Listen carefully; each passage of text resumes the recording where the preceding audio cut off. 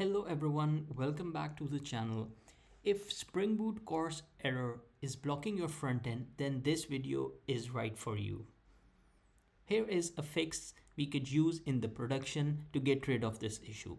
But before moving forward, let's just see what course error is and why it occurs.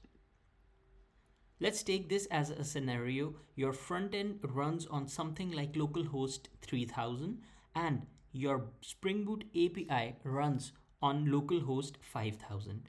Different origins means the browser blocks the request, and that's a course error. So instead of fixing this controller by controller, we will fix course error globally in Spring Boot, one config, all endpoints fixed. So let's move to the code now.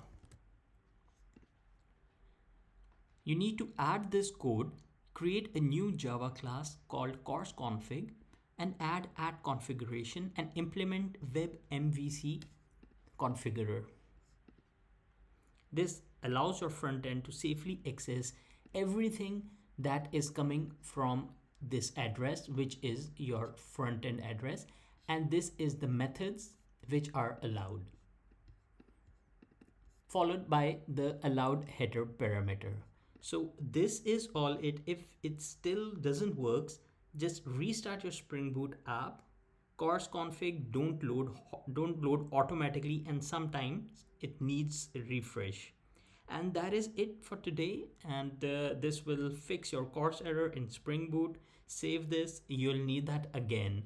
And if you like this video, just press this like button, share it with your friends, and I will see you in the next one.